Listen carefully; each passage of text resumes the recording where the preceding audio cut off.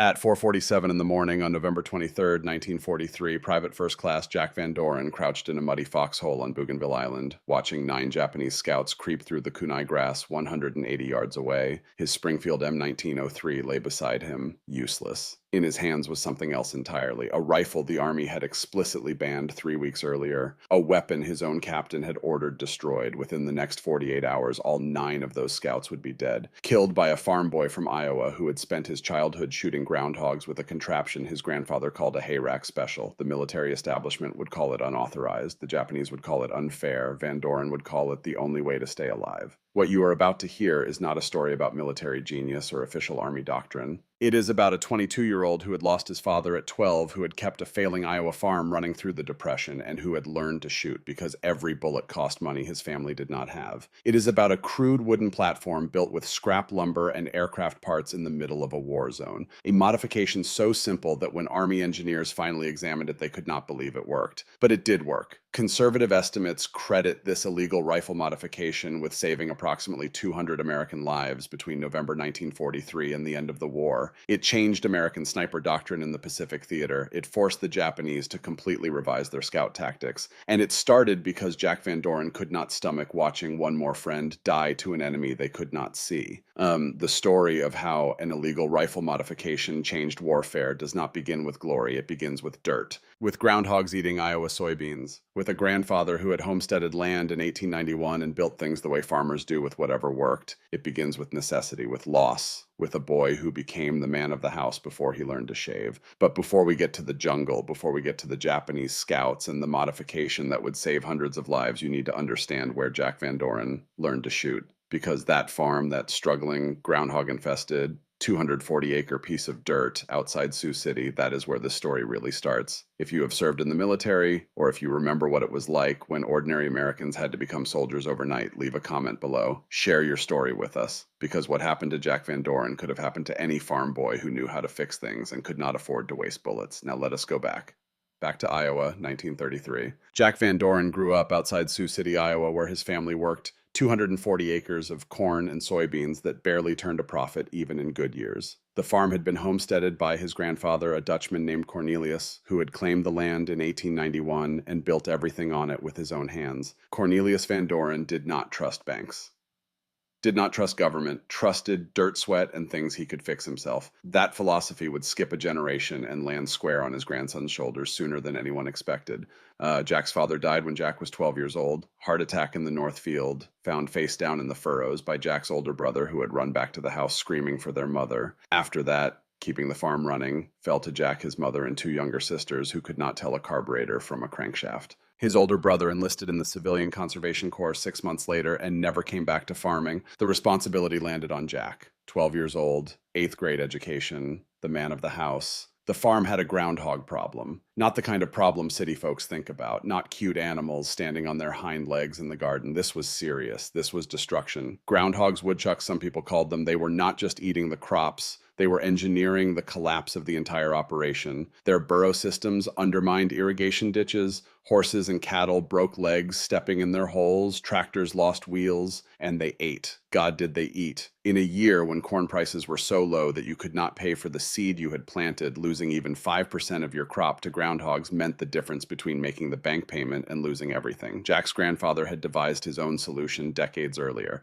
He had taken an old Winchester lever-action rifle, probably from the 1880s, nobody knew for sure, and removed the standard stock. In its place, he had built what he called a hayrack.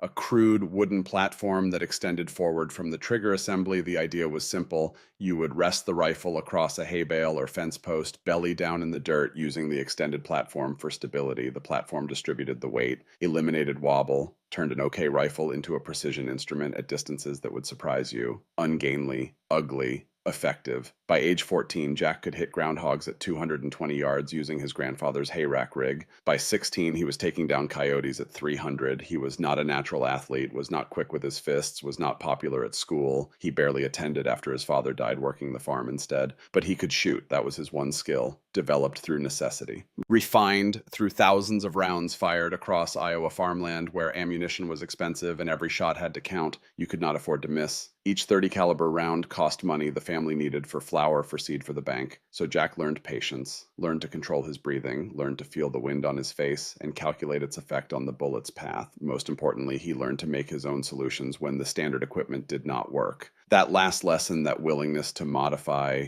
to adapt, to build what you needed instead of waiting for someone else to provide it, that came straight from his Dutch grandfather. Cornelius had built the hayrack platform because the standard rifle was not accurate enough for long-range pest control. Simple as that. Jack absorbed that lesson completely. If something does not work, you fix it. You do not ask permission. You do not wait for approval. You fix it. The Depression had been hard on everyone, but it was particularly brutal on small farmers. Corn that sold for $1 a bushel in 1929 was bringing 30 cents by 1933. You could grow a perfect crop and still go bankrupt. Jack's family survived by the thinnest of margins. His mother took in laundry. His sisters worked as domestics for wealthier families in town. Jack worked the farm, hunted for meat, and hired himself out for day labor whenever he could. There was no money for new equipment, no money for professional help. Everything had to be fixed, improvised, made to work with whatever materials were available. This was not just farm life, this was survival, and Jack learned to survive. He learned that official solutions, the kind you bought from catalogs or got from government agents, those were for people with money, for people who could afford to wait. When you are poor, when every day is a struggle, you learn to solve problems with your hands and your mind and whatever scrap materials you can scrounge. That groundhog rifle his grandfather built, that was not genius, that was necessity. And Jack understood necessity by the time December 1942 rolled around and his draft notice arrived. Jack Van Doren had been the man of his family for 11 years. He had kept the farm running through the worst economic disaster in American history. He had learned to shoot with precision because they could not afford to waste bullets. And he had learned the most important lesson of all. When something needs fixing and nobody else can do it, you do it yourself. That lesson would save his life and the lives of hundreds of other American soldiers. But first he had to survive the jungle. The draft notice came to the farm on December 18th, 1942. Jack's mother found it in the mailbox and brought it to him while he was repairing fence in the South 40. She did not say anything, just handed it to him. He read it, folded it, put it in his pocket, and went back to work on the fence. They would talk about it later. The fence needed fixing now. By March 1943, Jack was in the Pacific. He had gone through basic training at Fort Leonard Wood in Missouri, learned to fire the M1 Garand semi-automatic rifle, which was a revelation after the bolt-action Winchester he had grown up with. 8 rounds fast, cycling, reliable operation. The rifle instructors told them it was the finest infantry weapon in the world. They were not wrong, on paper. The problem with American infantry tactics in the jungle was not immediately obvious to commanders sitting in air-conditioned headquarters in Brisbane or Noumea. On paper, the M1 Garand gave American troops an overwhelming firepower advantage. 8 rounds, faster cycling, reliable operation. Superior to the Japanese Arisaka bolt-action rifle in every measurable way. Except in the jungle, measurable advantages did not matter. The Japanese did not fight in open fields. They fought from spider holes, from trees, from positions so well camouflaged that American troops walked past them without seeing anything. They fought at dawn and dusk when light was uncertain, when shadows played tricks on your eyes. And they sent scouts ahead, small teams, 2 or 3 men, sometimes just one. They would probe American lines, identify weak points, observe defensive positions, count troops, note machine gun emplacements. Then they would melt back into the jungle before anyone could respond. These scouts were killing American soldiers with methodical efficiency. On Guadalcanal, Private Eddie Larson from Minnesota was shot through the throat by a scout he never saw. The Japanese sniper had been 40 yards away, hidden in a palm tree for 6 hours, motionless waiting. Larson was carrying ammunition forward to a machine gun position. The bullet took him just above the collarbone and exited through the back of his neck. He bled out in 90 seconds while his squad mates returned fire at empty jungle. By the time they found the scout's position in the tree, it was abandoned. Shell casings and rope marks where he had tied himself to the trunk. Nothing else. On New Georgia, Corporal James Rutherford from Georgia was killed by a scout firing from a camouflaged pit. Rutherford had walked within 10 feet of the position. The scout waited patient professional until Rutherford passed, then shot him in the back, spine, instant paralysis. Rutherford died calling for help his buddies could not give him. By the time his unit located the pit, it was empty. The scout had slipped away through a tunnel system that connected 3 different positions. On Rendova, Sergeant Frank Hoskins from Michigan lost 3 men in one morning to a single Japanese scout operating from a ridge 200 yards distant. The scout fired, moved, fired again, moved. Each shot carefully placed, each shot a kill or a crippling wound. When American troops finally overran the position 2 hours later, they found spent cartridges and footprints. No body. The scout was gone. The pattern repeated across the Solomon Islands. Japanese scouts operated with near impunity because American infantry could not respond effectively. The M1 Garand, designed for rapid fire at close range, was not built for precision shooting at distance. The standard infantry doctrine emphasized volume of fire over accuracy. Spray and pray. Suppressive fire. Close with the enemy, but you cannot close with an enemy you cannot see, and you cannot suppress fire from an enemy who shoots once and disappears. The Japanese scouts understood something fundamental about jungle warfare. Control the long range, control the battlefield. If you can kill at 200 yards with impunity, you own every approach, every water point, every supply line. American troops were being picked off like targets in a shooting gallery. And there was no good answer. The Springfield M1903 bolt-action rifles, the old standard issue rifles from World War I, those were more accurate than the Garand at distance. Some units still had them. They issued one per platoon to designated marksmen. In theory, this solved the problem. In theory. Jack Van Doren arrived on Bougainville in November 1943 and watched the pattern continue. His unit company K 3rd Battalion 148th Infantry Regiment 37th Infantry Division had landed as part of the November offensive to establish forward air bases for strikes on Rabaul. They had relieved Marine units that had taken the initial beachhead at Cape Torokina. Now they were holding perimeter positions while Seabees built airstrips and established supply dumps, and men were dying. Not in major battles, not in banzai charges, just dying. One at a time, two at a time, shot from positions they never saw, killed by scouts who disappeared like ghosts. Company K lost 2 men in the first week, both shot from positions over 150 yards away. Both dead before anyone could identify the shooter's location. Jack watched and learned. The first was Private Tommy Whitaker from Tennessee, 20 years old, engaged to a girl named Sarah back home. He carried her photograph in his helmet liner and showed it to anyone who would look. Sarah had blonde hair and a smile that lit up the whole picture. Tommy was going to marry her when he got home, going to buy a little house outside Memphis, going to work in his father's hardware store. He was carrying ammunition forward when the bullet took him. It was mid-morning, November 15th, 1943. Whitaker was part of a detail bringing belted .30 caliber ammunition up to a forward machine gun position. 5 men spaced 10 yards apart, moving through kunai grass and low scrub.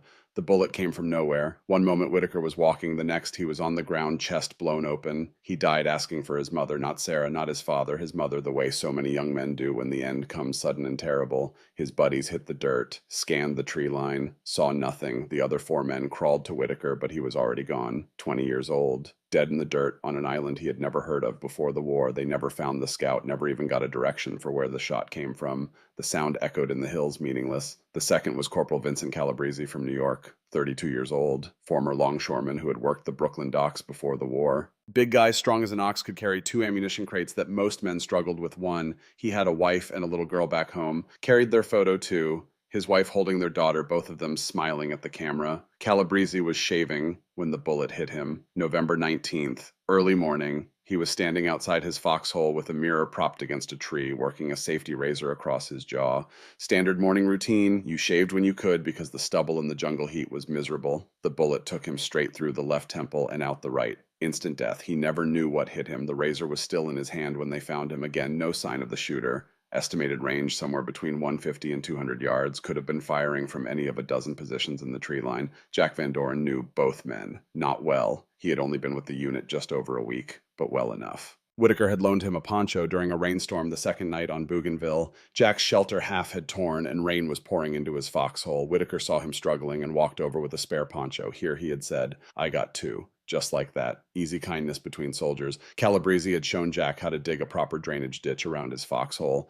The Iowa farm boy knew about drainage in fields, but foxhole drainage was different. Calabrese had learned on Guadalcanal. You dig the ditch downslope, he had explained, and you connect it to the next guy's ditch. Creates a system. Water runs away instead of pooling. He had helped Jack dig it properly, saved him from sleeping in mud. Now they were both dead, killed by an enemy they never saw, by scouts operating at ranges the American infantry could not match, and everybody knew it would keep happening. The official response was inadequate. Officers distributed Springfield M1903 rifles to designated marksmen, 1 per platoon. The Springfield was bolt action, more accurate than the Garand. fitted with iron sights capable of effective fire at 300 yards. In theory, this solved the problem. In practice, it did not. The Springfield standard issue sights were designed for general infantry use, not precision work. At 200 yards, in jungle conditions, limited visibility, uncertain light, camouflage targets, they were marginal at best. Jack Van Doren received one of the Springfields on November 20th. Sergeant Miller handed it to him after morning chow. "You are from Iowa," Miller said.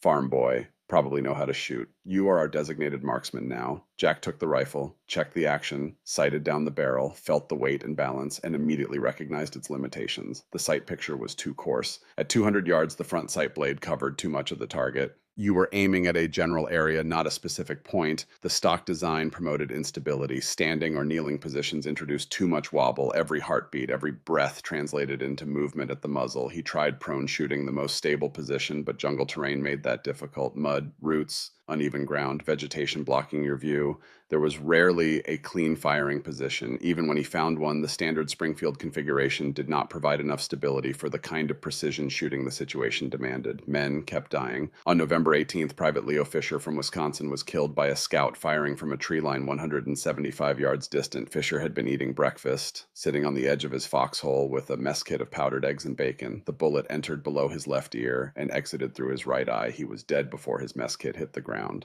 Jack was 20 feet away when it happened. He heard the crack of the rifle, heard Fisher's mess kit clatter against his entrenching tool, looked over and saw Fisher slumped sideways, half his head gone, breakfast spilled in the dirt. Jack watched the medics cover Fisher's body with a poncho, watched them carry him to the collection point where dead men waited for graves registration.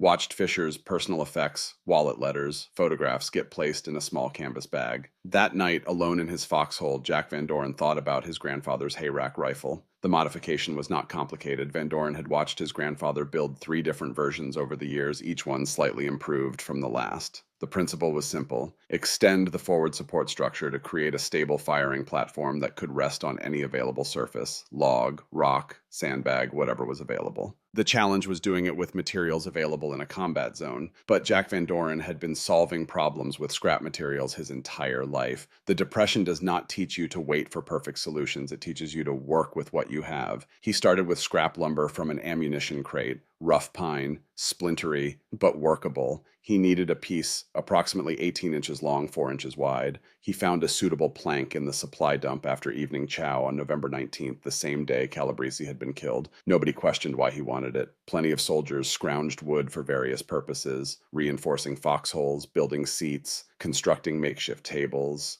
A piece of lumber was not suspicious. He worked after dark, sitting in his foxhole with a small flashlight clamped between his shoulder and cheek, using his trench knife to shape the wood. The goal was to create a platform that would extend forward from the rifle's forend, supported by 2 vertical struts attached to the barrel band and front sight assembly. The vertical struts were the hard part. He needed something rigid enough to support the platform, but light enough not to destroy the rifle's balance. Too heavy, and the whole thing would be useless. Too light, and it would flex under the rifle's weight. He found his answer in the motor pool.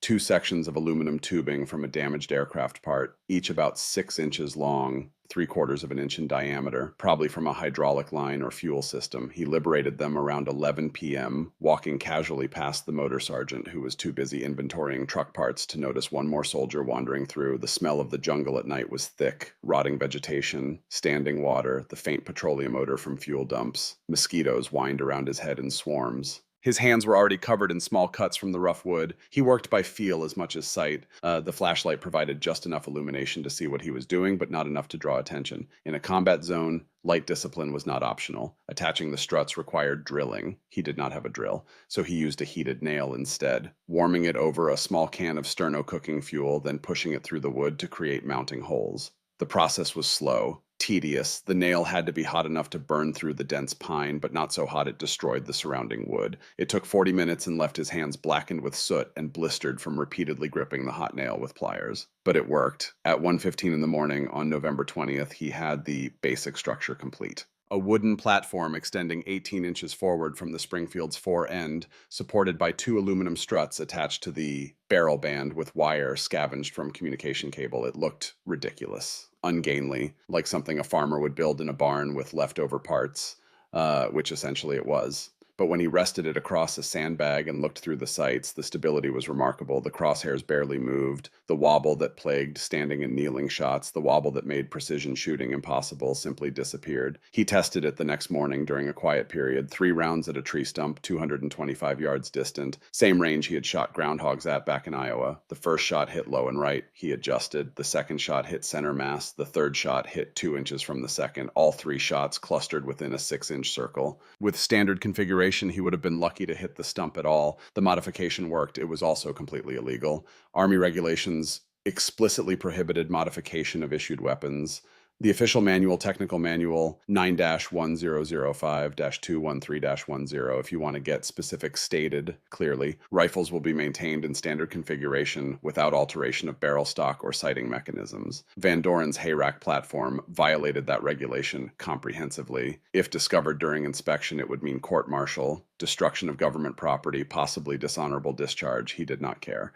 On November 21st, Corporal Danny Fletcher from Ohio was killed by a Japanese scout operating from a ridge 190 yards from the American perimeter. Fletcher had been Van Doren's tent mate, a former auto mechanic from Akron who had worked at Goodyear before the war. Fletcher had spent the previous evening showing Van Doren photographs of his 2 daughters, Mary and Ann, 5 and 7 years old. This one, Fletcher had said, pointing to Mary, she is going to be trouble, smart as a whip, asks questions all day long. The scout fired once and disappeared into the jungle. Fletcher died slowly, gut shot. 12 minutes of agony, calling for his wife, calling for his girls, calling for anyone to make it stop. Van Doren was in the next foxhole over. He heard every second. That night, Jack Van Doren made a decision. Regulations could go to hell. By noon on November 23rd, 7 men wanted the illegal rifle. By evening, 15. Within a week, Van Doren had built an underground weapons factory that would either make him a hero or land him in Leavenworth. But first, he had to prove it worked, and 9 Japanese scouts were about to give him that chance. The morning of November 23rd began with fog, thick, wet, clinging to the kunai grass and low jungle scrub like something physical. Visibility was maybe 60 yards, the kind of fog that turned the world into a gray wall where anything could be hiding. The Japanese used fog like this, used it to move close to probe defenses to gather intelligence about American positions. In fog, they owned the battlefield. Van Doren was on perimeter watch, positioned in a foxhole on the northeastern edge of Company K's defensive line. His hayrack Springfield rested across a sandbag covered with a poncho to keep the moisture off the action. He had said nothing to anyone about the modification. As far as his squad mates knew, it was just a standard issue rifle. Maybe he had tied some extra gear to it for camouflage. Nobody looked too closely. In a combat zone, you minded your own business. The fog started lifting around 4:30 in the morning, slowly, like a curtain being drawn back 1 inch at a time, revealing the kunai grass, the tree line beyond, the killing ground between. At 4:47, Van Doren saw movement, not much, just a disturbance in the kunai grass 180 yards distant. Could have been wind, could have been an animal, could have been rats. The island had rats the size of house cats, probably was not. He watched through his sights, barely breathing, letting his eyes go soft the way his grandfather had taught him. Do not look directly at movement. Let your peripheral vision catch it. 30 seconds later, he saw them. Japanese scouts, moving in a loose formation, low and careful using the terrain. 9 men total. He counted twice to be sure. 9. They were advancing toward the American line, trying to identify defensive positions before full daylight. Standard Japanese doctrine. Get close, observe, withdraw, report back, then return in force with the information to exploit weak points. Van Doren had maybe 10 minutes before they reached a point where they could see Company K's entire defensive layout. Machine gun positions, mortar pits, ammunition dumps, everything. He did not call for the sergeant, did not alert anyone. The scouts were still 175 yards out, too far for reliable M1 Garand fire, too far for anyone else to engage effectively, but not too far for him. He settled the hayrack platform across the sandbag, the weight distributed perfectly, no wobble. He worked the bolt, chambering around, feeling the mechanical click as the action locked. The sound was beautiful, precise, like his grandfather's pocket watch. The nearest scout was slightly ahead of the others, moving carefully through a gap in the kunai grass. Point man, the one who would spot the American positions first. Van Doren put the front sight blade on the scout's chest, exhaled slowly, squeezed. The Springfield cracked, the scout dropped. The other 8 froze for maybe 2 seconds. They did not move, did not understand what had happened. The range was too far. Americans did not shoot accurately at this distance. This was their range, their domain. Van Doren worked the bolt, chambered another round, found the second scout, fired another drop, clean hit, center mass. Now the remaining 7 understood. They scattered, dropped flat into the grass, started crawling backward toward the tree line. Fast. Professional. These were not green troops. These were veterans who knew exactly how bad their situation had become, but Van Doren could still see them. The hayrack platform gave him stability they had not anticipated, stability that let him track movement through grass at ranges they thought were safe. He found a third scout moving fast through the kunai and fired, hit him in the shoulder. The scout kept moving but slowed. Van Doren worked the bolt, fired again. The scout stopped moving. 3 down. 3. 6 remaining. The fog was continuing to lift, visibility improving by the second. The scouts were trying to withdraw, but they had 180 yards of open ground to cover, and Van Doren had a clear field of fire. A fourth scout made a run for it, broke from cover, and sprinted toward the tree line. Bad decision. Very bad decision. Van Doren led him by 2 feet, accounting for movement and the slight crosswind he could feel on his left cheek. Fired. The scout stumbled, went down hard. 4 down, 5 remaining. Now they were desperate. 2 scouts opened fire on Van Doren's position, trying to suppress him while the others withdrew. Their Arisaka rounds cracked past his foxhole, impacting the sandbags. Thump, thump, thump, dirt and sand spraying. He ducked, counted 3 seconds, came back up. 5th scout moving right to left at 160 yards. Van Doren tracked him, led him slightly, fired, hit him in the leg. The scout went down but started crawling. Van Doren chambered another round, aimed more carefully this time, fired again. The scout stopped crawling. 5 down, 4 remaining. The remaining scouts were falling back fast, now abandoning stealth for speed. Van Doren fired at a 6th scout, missed, rushed the shot, pulled it left. He could feel the mistake the instant he squeezed the trigger. He worked the bolt, adjusted his breathing, fired again, hit him in the back. The scout collapsed. 6 down, 3 remaining. The last 3 reached the tree line. Van Doren fired twice more, but they were moving through heavy vegetation, and he could not confirm hits. He watched the jungle for another 5 minutes, but they were gone. The entire engagement had lasted 8 minutes. Van Doren sat back in his foxhole, breathing hard. The Springfield still resting on the hayrack platform. His hands were shaking, not from fear, from adrenaline dump, from the sudden realization of what he had just done. He had just killed 6 men, possibly 7 in less time than it took to eat breakfast. Behind him he heard voices. His squadmates were coming out of their positions, alerted by the shooting. Sergeant Miller arrived first. A stocky man from Pennsylvania who had been in the Army since 1940, tough, professional, not easily impressed. What the hell happened? Miller demanded. Japanese scouts, Van Doren said. His voice sounded strange in his own ears, distant, like someone else was talking. 9 of them. Got 6 confirmed, maybe 7. Miller stared at him. At what range? Started at 180. Last ones were maybe 160. Miller said a word that would have gotten him reprimanded in any other context. Nobody hits at that range with the Springfield. Nobody.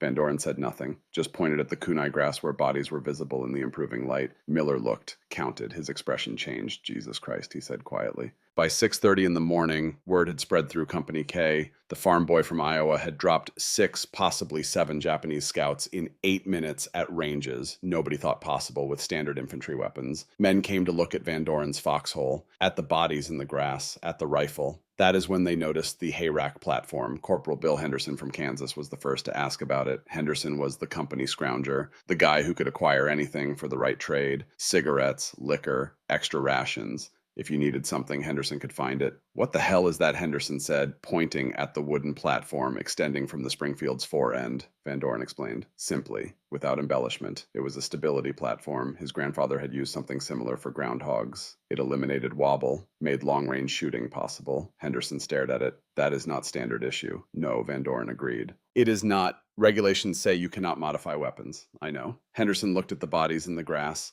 looked back at the rifle. He said the same word Miller had used earlier, then added, "Can you make me one?" Private First Class Mike Sullivan from Boston overheard. Sullivan was 24, former factory worker, smart, practical. "Make me one too," Sullivan said. By noon, Van Doren had 7 requests. By evening, he had 15. The problem was materials. Van Doren had scrounged his platform from whatever he could find, but building 15 more required resources he did not have. Henderson solved that problem. Within 2 days, he had collected enough scrap lumber, aluminum tubing, and wire to build 20 platforms, ammunition crates from the supply dump, aircraft parts from the motor pool, communication wire from the signal corps. Henderson had sources everywhere. Van Doren worked at night in the supply tent, building hayrack platforms by flashlight and kerosene lamp. The process was crude but functional. Each platform took about 90 minutes to construct, cutting the wood, heating the nail to drill mounting holes, bending and attaching the aluminum struts, securing everything with wire and friction. He did not ask permission, did not submit paperwork, just built them and handed them out to anyone who asked. Within a week, 23 men in Company K were using modified Springfields. The effect was immediate, dramatic. On November 29th, 2 Japanese scouts approached the perimeter at dawn. Sullivan, using a hay rack Springfield, killed both at 195 yards before they reached observation range. The scouts never saw the American positions, never counted the troops, never identified the machine gun emplacements, just died in the kunai grass, and their intelligence died with them. On December 2nd, a 3-man scout team tried to probe the southern defensive line. Henderson dropped all 3 in less than 3 minutes, range 210 yards, clean kills, professional work. The kind of shooting that made the Japanese start questioning their own tactics. On December 5th, Japanese scouts stopped approaching Company K's sector entirely. They shifted their reconnaissance efforts to other units, units without the modified rifles, units where they could still operate at ranges they considered safe. Word spread beyond Company K. By mid-December, men from other companies were asking about the hay rack platforms. How did they work? Could Van Doren build more? He could. He did. By early January 1944, an estimated 60 modified Springfields were in use across the 148th Infantry Regiment. The modifications spread through informal networks, soldiers talking to soldiers, platoon sergeants passing information to other platoon sergeants. No official documentation, no engineering approval, just whispered conversations and late-night construction sessions. If you knew the right people, you could get one. If you did not, you kept using your standard issue Springfield and hoped for the best. The Japanese noticed. Japanese intelligence reports from late November 1943, later captured and translated, make reference to American tactical changes on Bougainville. One report dated November 28th notes, enemy marksmen demonstrate unexpected capability at extended range, scout casualties increasing, recommend increased caution in approach operations. A captured diary from a Japanese sergeant includes this entry from December 3rd. Americans shooting differently now. We cannot get close. 3 scouts lost yesterday at ranges we thought safe. Something has changed. The most telling evidence comes from interrogation reports. A Japanese corporal captured on December 18th told his interrogators that forward observers had been ordered to maintain minimum 250-yard distance from American positions, up from the previous 150-yard standard. When asked why, he said, because they can kill us further than before. The modification was working, not just tactically, but psychologically. The Japanese had owned the long-range fight for months, owned it completely.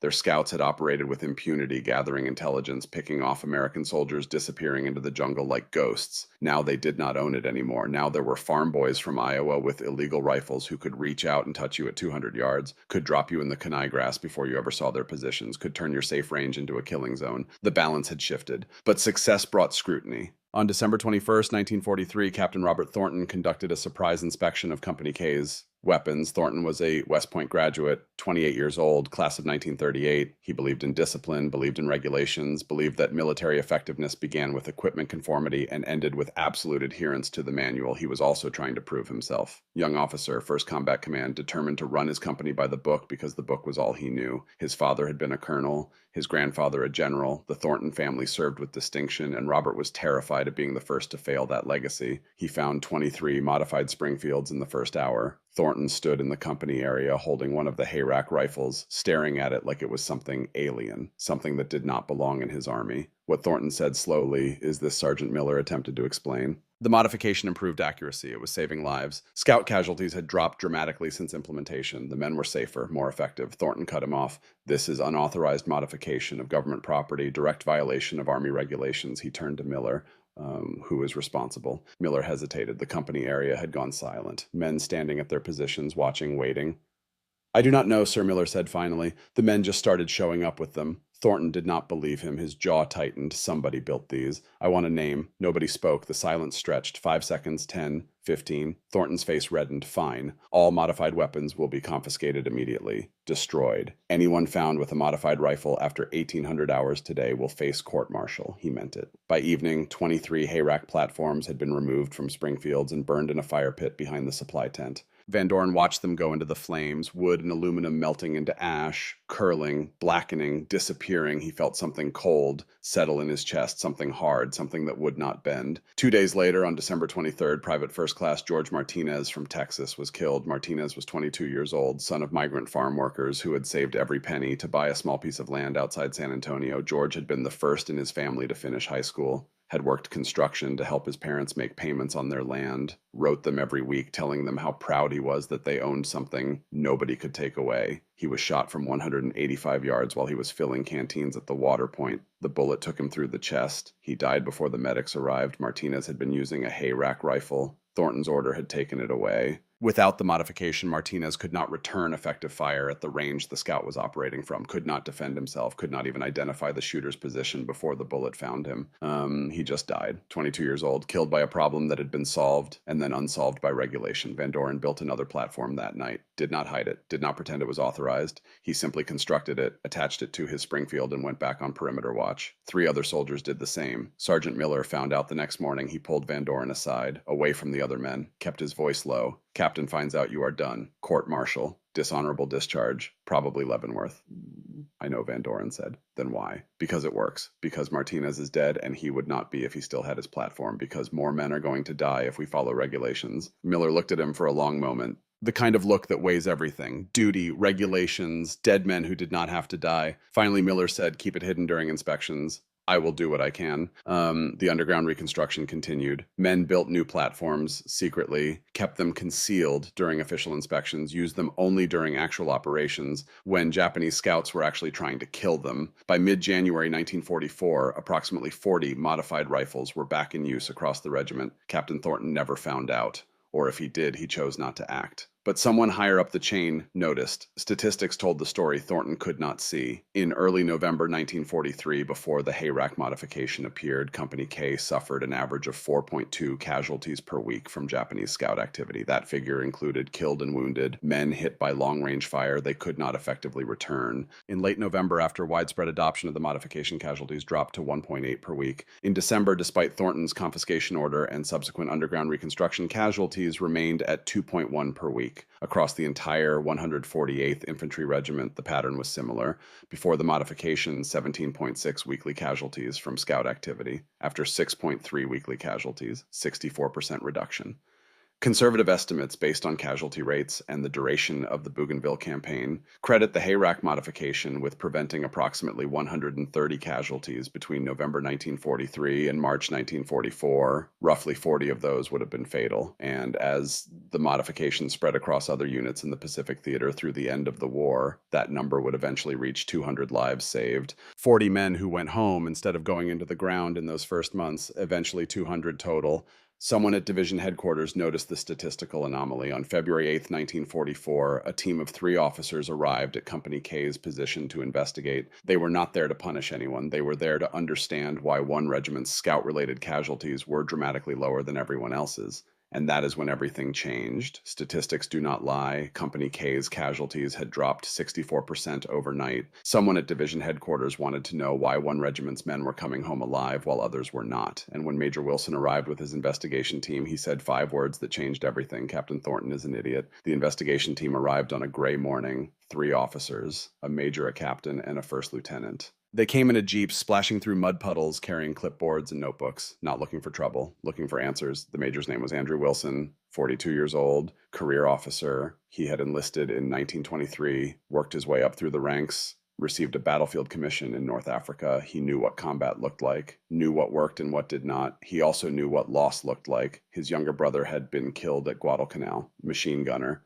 Shot by a Japanese scout who had been observing their position from a tree for 6 hours. The scout killed 3 men before disappearing. Wilson's brother had been the second, so when division headquarters showed him the casualty statistics, when they pointed at the anomaly in the 148th Infantry Regiment's numbers, Wilson volunteered to investigate, not to punish, to understand. Sergeant Miller met them at the company command post, saluted, offered coffee, led them through the defensive perimeter to where the men were cleaning weapons and improving their positions. Major Wilson did not waste time with pleasantries.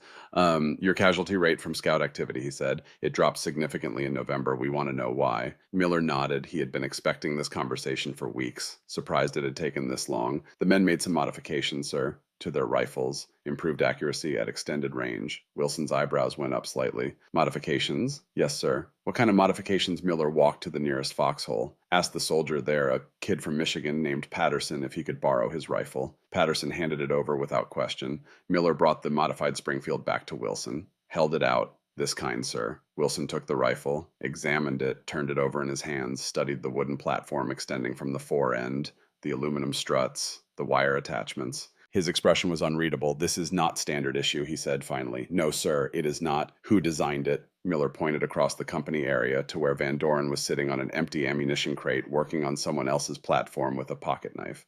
"Farm boy, private first class, quiet kid who kept to himself and did not cause trouble. That man there, sir." Van Doren. Wilson walked over. Van Doren saw the major approaching and stood up, came to attention, the pocket knife still in his hand. At ease, Wilson said, "You designed this modification." "Yes, sir." "Where did you get the idea?" "My grandfather, sir. He used something similar for groundhog hunting back in Iowa." Wilson smiled slightly. "Groundhogs?" "Yes, sir." He turned the rifle over again, examining every detail, the crude workmanship, the improvised materials, the elegant simplicity of the solution. "It is crude," Wilson said, "but I would guess it is effective. It works," Sir Van Doren said. "At ranges where the standard configuration does not. How many of these have you built?" "Originally 23, sir. Captain Thornton ordered them destroyed, said they were unauthorized modification of government property. Men have been rebuilding them since. Captain Thornton ordered them destroyed," Wilson repeated. His tone had changed. "Gone flat. Dangerous." "Yes, sir." "Why violation of regulations, sir?" "Army manual says rifles will be maintained in standard configuration without alteration." Wilson looked at Miller. "Captain Thornton is your company commander." "Yes, sir." "Where is he now?" Miller hesitated. "At battalion headquarters, sir. Meeting with the colonel." Wilson handed the rifle back to Van Doren. Then he said something that would become legend in Company K. "Captain Thornton is technically correct about regulations, but he is also an idiot. Keep building these, Private. I will handle Thornton." He turned to his team. "We are going to test this. I want comparison data." Standard configuration versus modified, multiple shooters, various ranges. They spent the next 4 hours running tests. 5 different soldiers. Each one fired 10 rounds at targets placed at 100, 150, 200, and 250 yards. First with standard Springfield configuration, then with the hay rack modification. The results were not even close. At 100 yards, both configurations performed roughly the same, 9 or 10 hits out of 10 for most shooters. At 150 yards, the difference started to show. Standard configuration averaged 6 hits out of 10. Modified averaged 9. At 200 yards, the gap widened. Standard configuration dropped to 3 hits out of 10. Modified stayed at 8 or 9. At 250 yards, standard configuration was basically useless. Maybe 1 hit out of 10 if the shooter was very good and very lucky. Modified configuration still managed 5 or 6 hits. 300% improvement at combat ranges. Wilson watched every shot, took notes, asked questions, had different men try both configurations to eliminate individual skill as a variable. The data was undeniable. He interviewed soldiers who had been using the modification, asked about reliability, durability, problems encountered. Every man said the same thing. It worked, saved lives, made them more effective. Wilson also pulled casualty records, compared Company K's numbers to other companies in the regiment, to other regiments in the division. The pattern was clear. Units using the modification had significantly lower casualty rates from scout activity. By early afternoon, Wilson had everything he needed. He called Van Doren over one more time, asked him to demonstrate the construction process. Van Doren showed him, step by step, materials required, time needed, skill level necessary. Any reasonably handy soldier could build one in 90 minutes with basic tools and scrap materials. Wilson made more notes. Then he looked at Van Doren. "How old are you, Private 22, sir? And you came up with this on your own. Nobody helped you design it." "My grandfather designed the original, sir. I just adapted it for the Springfield." "Your grandfather was a smart man." "He was a farmer, sir. Farmers do not wait for someone else to solve their problems." Wilson nodded slowly. "No, I suppose they do not." What happened next took 3 months and involved more paperwork than Van Doren thought possible. Major Wilson filed a report with division headquarters, 17 pages, detailed analysis, test results, casualty statistics, soldier testimonials, photographs of the modification, construction specifications. He titled it Field Modification to M1903 Springfield Rifle Stability Platform for Extended Range Marksmanship. The report sat on a desk at Division HQ for 6 weeks before anyone read it. This was the Army. Things moved slowly, especially things that challenged established doctrine. When someone finally did read Wilson's report, they were skeptical. A wooden platform built from ammunition crates by a farm boy with a pocket knife that could not possibly work as well as the report claimed. But the casualty statistics were hard to ignore. The report was forwarded to the Army Ground Forces Equipment Board. The board specialized in evaluating field modifications and tactical innovations. They had people who understood engineering, who could test claims, who could separate genuine improvements from wishful thinking. The Equipment Board sent their own team to Bougainville in April 1944, 2 engineers, 1 infantry tactics specialist. They brought measuring equipment, ballistics instruments, high-speed cameras to analyze rifle stability. They tested the modification extensively. Compared accuracy between standard Springfield configuration and hay rack configuration at ranges from 100 to 400 yards. Measured vibration, calculated barrel harmonics, tested different materials, different designs, different attachment methods. They interviewed dozens of soldiers using the modification, asked about practical application, combat effectiveness, reliability under field conditions. They examined casualty statistics across multiple units, multiple time periods, controlled for other variables. Their conclusion, filed in May 1944, was unambiguous. The hay rack stability platform demonstrates significant improvement in practical accuracy at ranges exceeding 150 yards. Recommend authorization for field manufacture and implementation across sniper/designated riflemen in Pacific Theater. The report included one additional recommendation. Explore development of factory manufactured version incorporating design improvements for durability and consistency. But there was resistance, not from combat officers. They understood the value immediately, but from ordnance officers back in the States, engineers who had designed the original Springfield, bureaucrats who did not like being told that a farm boy with scrap lumber had improved on their work. They raised objections. The modification had not been properly tested. Long-term durability was questionable. It violated established doctrine. It set a bad precedent for soldiers modifying equipment without authorization. Wilson fought them. He pulled rank, called in favors, went over heads when necessary. He submitted additional reports, more data, more testimonials from combat veterans who had used the modification and stayed alive because of it. He made it personal. My brother died at Guadalcanal because we could not effectively engage Japanese scouts at range. This modification solves that problem. Every day we delay authorization, more men die unnecessarily. In June 1944, official authorization was finally granted. Supply sergeants across the Pacific Theater received instructions on construction specifications. Designated marksmen were encouraged to adopt the modification. Some units even began receiving factory-manufactured versions with improved materials and better mounting systems. The authorization came with no mention of Van Doren, no credit, no recognition. The official documentation attributed the innovation to field development by combat units in response to tactical requirements, as if it had emerged spontaneously from the collective consciousness of the Army rather than from one man's grandfather and one man's determination to stop watching friends die. Van Doren did not care. He had not built the platforms to get medals, had not built them for recognition or promotion or glory. He had built them because Fletcher and Martinez and Whitaker deserved better than dying to scouts they could not see. By August 1944, an estimated 800 hay rack Springfields were in use across the Pacific. By war's end, that number exceeded 2,000. The modification became standard enough that Japanese intelligence reports from 1945 routinely referenced American platform rifles as a distinct tactical threat requiring specialized counterattactics. After the war ended, Van Doren returned to Iowa. He took over his family's farm in the spring of 1946, the same 240 acres his grandfather had homesteaded, the same dirt that had taught him patience, the same fields where he had learned to shoot. He married a woman named Eleanor that summer. They had known each other since high school. She had waited for him, written him letters every week while he was overseas, kept his picture on her bedside table. They had 3 children, 2 boys and a girl, raised them on the farm, taught them to work, to fix things, to solve problems with whatever materials were available. Van Doren spent the next 43 years growing corn and soybeans, fought the same groundhog problem his grandfather had fought, used the same solution. The original hay rack rifle hung above his workshop bench, smuggled home in his duffel bag when he mustered out in 1945. He used it occasionally. It still worked. He never talked much about the war. When people asked, he would say he had been infantry, served in the Pacific. Then he would change the subject, ask about their crops, their livestock, their families. The people who knew him thought he was quiet, reserved, a good neighbor who would help you fix a tractor or mend a fence without being asked, the kind of man you could count on. They did not know about the 9 Scouts, did not know about the illegal rifle, did not know that his modification had saved 200 lives and changed American tactical doctrine. He never told them. In 1987, a military historian researching Pacific Theater tactical innovations tracked Van Doren down through veteran records. The historian's name was David Keller, professor at a small college in Illinois. He had been studying field modifications in World War II, looking for patterns, trying to understand how ordinary soldiers solved problems that official channels could not or would not address. He found a reference to the hay rack modification in a declassified Army Equipment Board report, found Van Doren's name in the original investigation files, made some calls, got an address, He drove to Iowa on a Saturday in October. Van Doren was 66 years old by then, still working the farm, though his sons did most of the heavy labor now. He agreed to the interview reluctantly, invited Keller into his kitchen. Eleanor made coffee and left them alone. The interview was brief. Keller asked about the modification's origin. Van Doren explained about his grandfather, about the groundhogs, about watching men die because they could not shoot back effectively. Did you know, Keller asked, that your modification is credited with saving approximately 200 lives?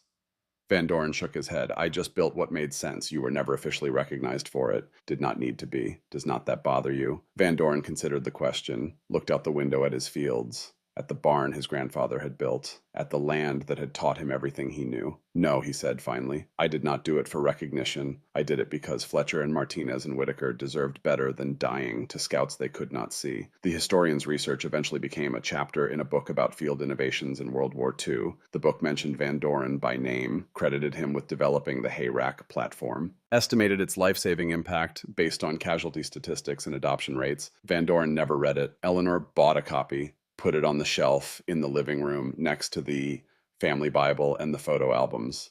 Jack left it there, never opened it, never looked at it. He knew what he had done, knew why he had done it, did not need a book to tell him. Jack Van Doren died on March 14th, 1989 at age 68 from complications of emphysema. The farm had been hard on his lungs, 50 years of dust and grain chaff and chemical fertilizers. His body gave out, but his mind stayed sharp until the end.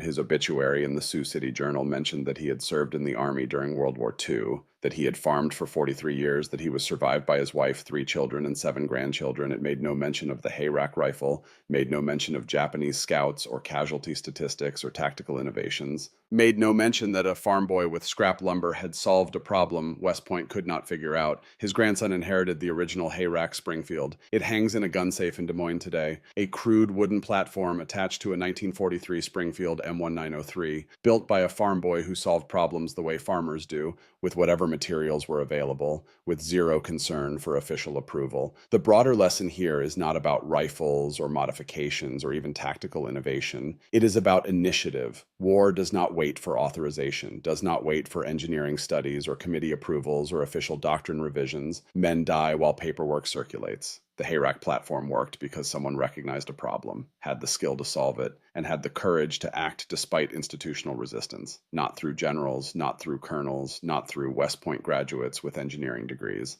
Through a private first class from Iowa who had spent his childhood shooting groundhogs and could not stomach watching more men die for lack of a solution that already existed in his memory. That is how real innovation happens in war. Not through official channels, not through proper procedures, not through the chain of command submitting requests in triplicate and waiting for approval.